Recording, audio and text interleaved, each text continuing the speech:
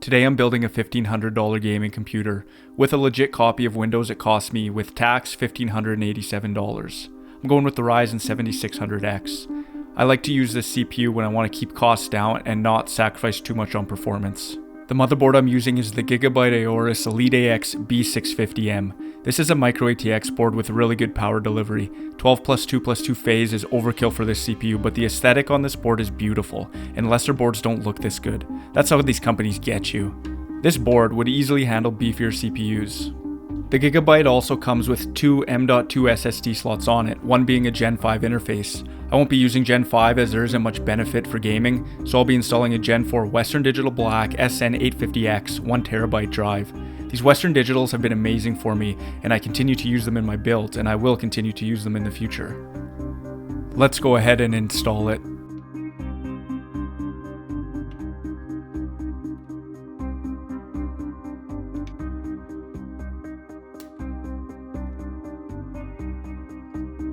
Before reinstalling the SSD heatsink, don't forget to peel off the film that covers the thermal pad.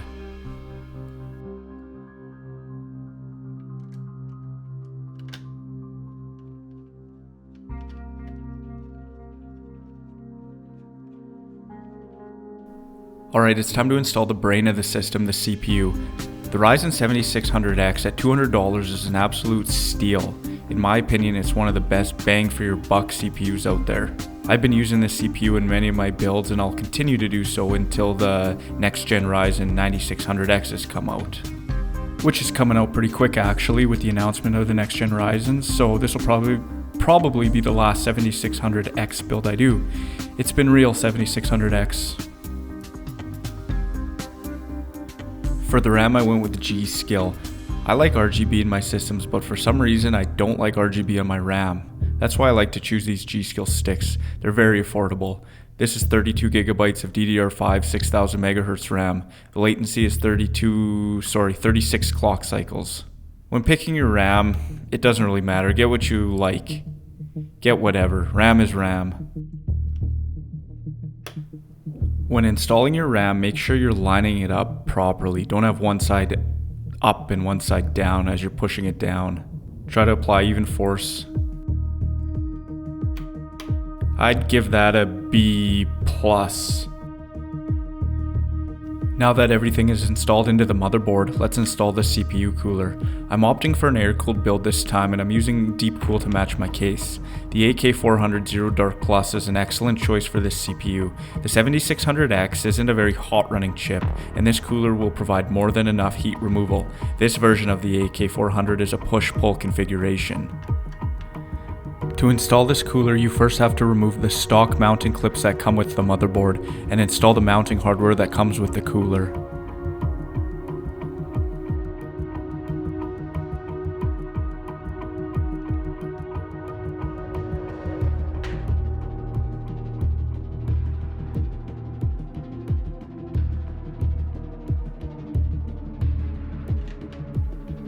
Mounting the CPU cooler is probably the most complex part of building a computer. The instructions are always pretty well laid out with diagrams, so just follow the instructions and you'll be fine.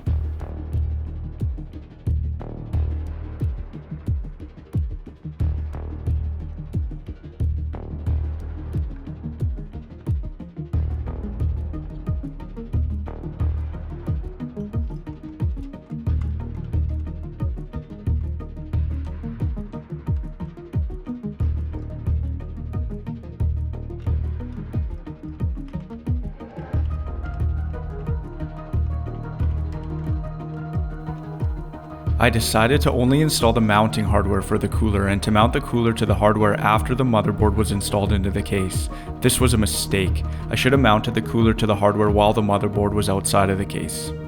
It's always best to install as much as you can outside of the case. After building computers for over a decade and a half, I still forget little things like this.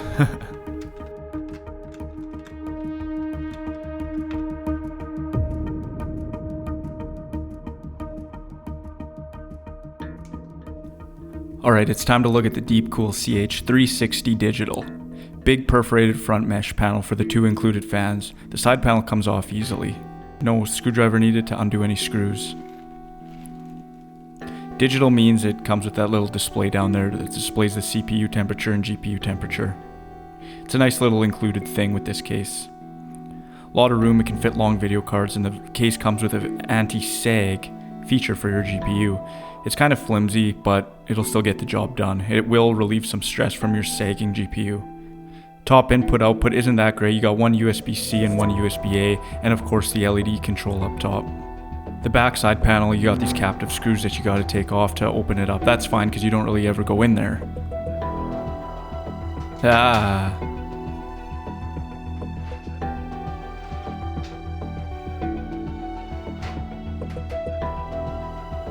I just want to quickly talk about the RGB controller in the back. It requires a SATA power connection to run, and all the fans are already pre-wired to the controller. To get your fans working, all you have to do is plug the fan power into the motherboard. The RGB controller has options to cycle through different modes and colors.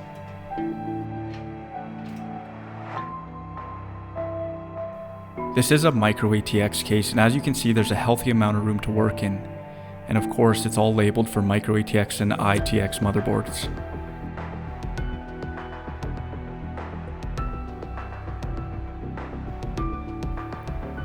To remove the front panel, it just pops off. It does require a bit of force, so be careful because it's just plastic clips.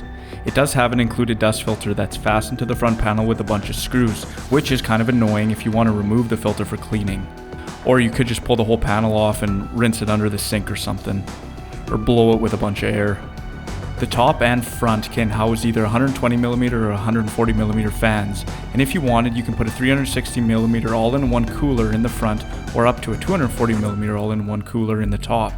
I'm using an air cooler, so I won't be doing anything with the front fans, and I won't be adding any additional top fans, but you could easily add top fans if you wanted to.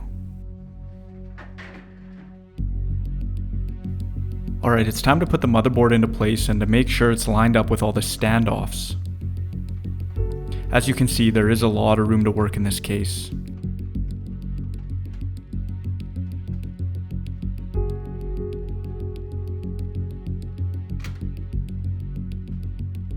My motherboard is lined up with all the standoffs. Before I start screwing the motherboard down, I want to make sure they're all perfect. It's time to screw.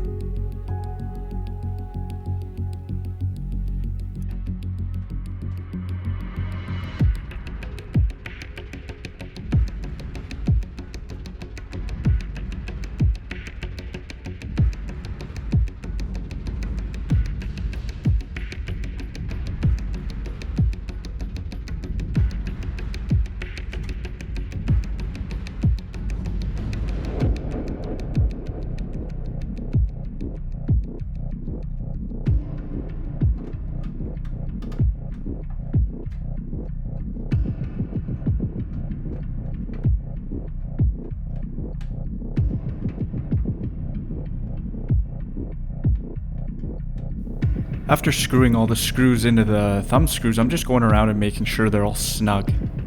When you're screwing these in and snugging them up, you don't want to go with too much force or you'll break something.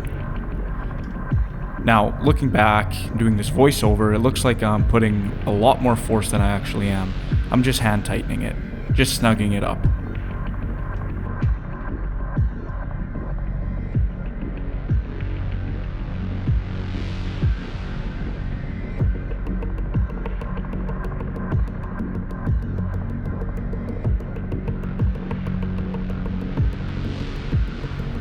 This case comes with a hard drive sled if you want to mount a hard drive or an SSD.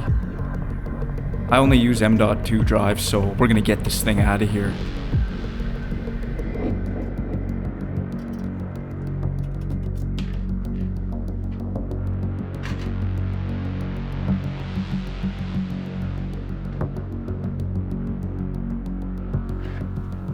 Now that that's out of the way, there's more room to stuff my cables. I want to give props to Deepcool. If you've built in any of their recent cases, then you would have learned that their PSU dust filter was absolutely atrocious, and the fact it made it by the company's quality control is unbelievable.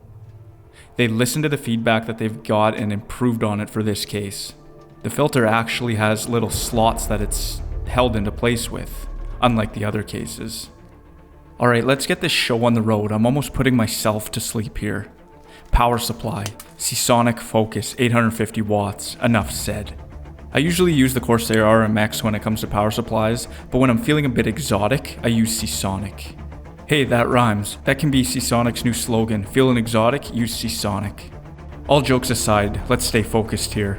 When choosing a PSU, I choose whatever brand is cheaper at the time between Corsair and Seasonic. 850 watts is overkill for this build, but 850 watt versions are almost the same price as the lower rated watted PSUs, and 850 watts keeps the system open for future upgrades that demand more power. Do yourself a favor and plug all the PSU cables into the PSU before you install the power supply into the case. I've made that mistake 100 times.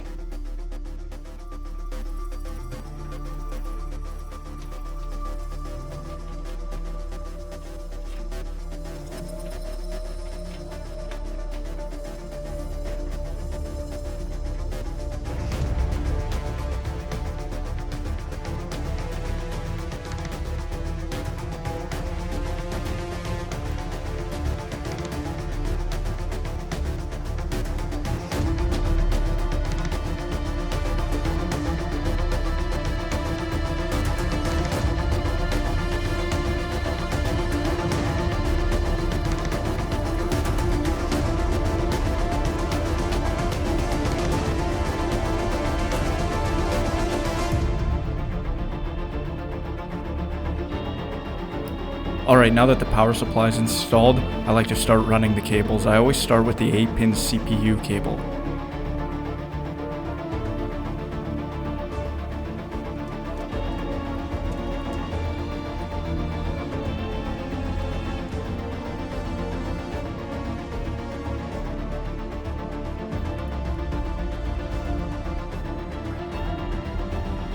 God, I love computer hardware. Oh, it's so sexy.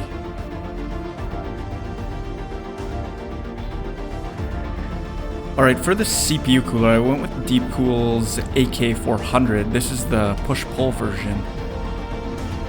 The Ryzen 7600X only has a TDP of 105 watts, so you don't need a whole lot of cooling capacity. This cooler is going to be fine.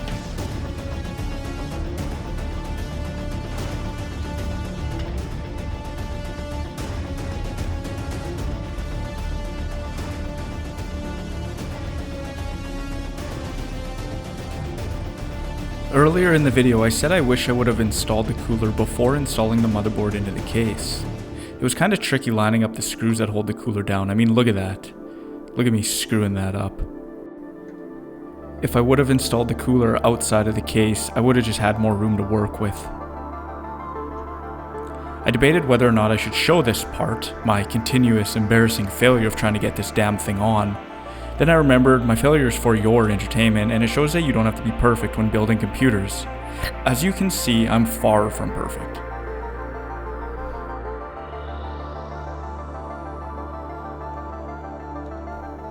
Like, where did I learn to use a screwdriver? I can't even line it up into the hole. Like, I'm completely missing the hole. Missing the hole, wrong hole. I think I got it, yeah, I got it. When tightening the screws for your cooler, you want to alternate it, kind of like a tire. Give it a couple turns on each side, go back and forth until it's tight and snug. I completely ignored the advice I just gave you and I just tightened it all on that side. At this point I was just frustrated and just trying to get this done. If you're ever getting frustrated when you're building your computer, just take a break, put the screwdriver down, go for a walk, just leave it for half an hour and come back to it after. You don't want to try to force anything because you'll end up breaking stuff. Building computers isn't all cotton candy, puppy dogs, and rainbows. Sometimes it's frustrating. That's just the reality of it. But it is worth it in the end. Once your computer's up and running, you can say that's your computer with the parts you picked, the parts that you built with. Nobody else built it for you. No company built it for you. It's yours. Alright, it's time to put the fans back onto the cooler and plug them into the motherboard. Once again, this would have been made easier if I did all this stuff while the motherboard was outside of the case.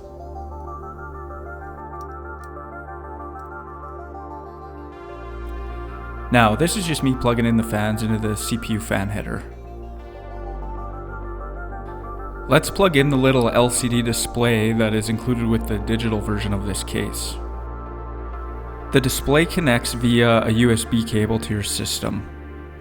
You just plug the USB into your motherboard. In order to use the display, you have to install a piece of software from Deepcool.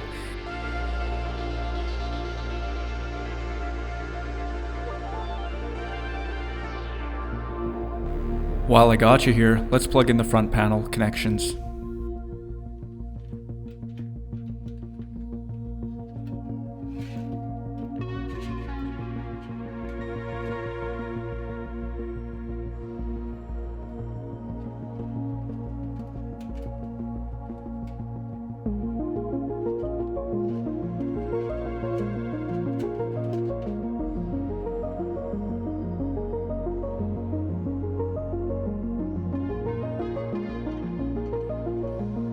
This is the front panel USB 3A connection.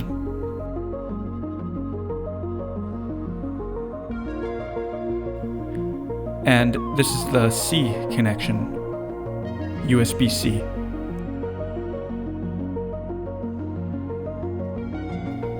"24-pin power time. 24 pins from the power supply into the motherboard.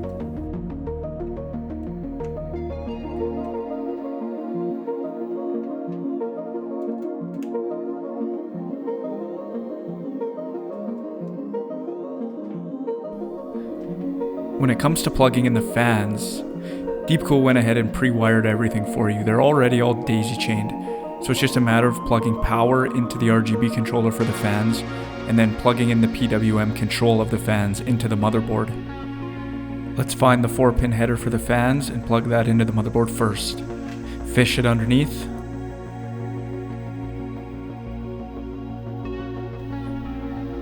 And find a fan header that you want to plug it into. Simple. Now, to get the RGB controller powered up, you just got to find the RGB SATA power connector and plug it into a SATA power from your PSU. This is going to allow me to use the LED control on the case. I gave a quick tidy up of the cables in the back. Here's a look at it. There's a lot of room in the power supply compartment there if you remove that hard drive cage to store all your cables. Cable management's pretty easy in this case. The GPU I went with is the 7800 XT. I got the Gigabyte version to match my motherboard. In my opinion, this card is a sweet spot for price to performance. It was $100 cheaper than any 4070 Super that I could find, and although the 4070 Super is a bit better of a card overall, I don't think you'll really notice a difference for the price you have to pay to get that extra performance. If you can find a 4070 Super for the same price as a 7800 XT, I'd say get the 4070, but I couldn't at the time of this build. And I've really been on an AMD kick lately, so I was happy to buy this card.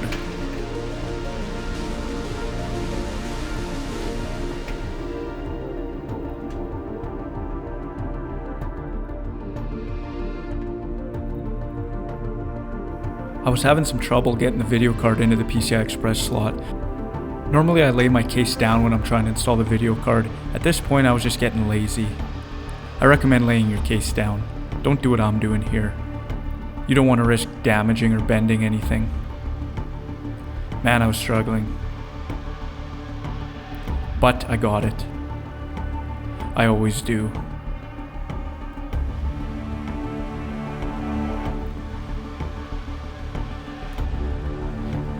If you're still watching at this point, I'd like to thank you for sticking around. I really enjoy making these videos and sharing what I love, so thanks for supporting, thanks for your time, and I hope you enjoy the video.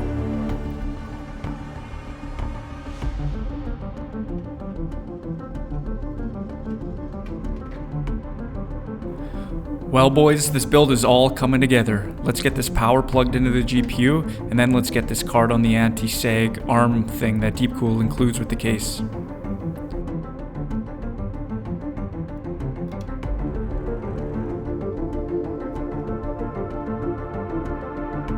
This is the anti-sag arm. In order for it to take the load, we'll have to adjust it. The arm is held into place with these two screws. You just got to adjust the screws and then you can adjust the height of the arm.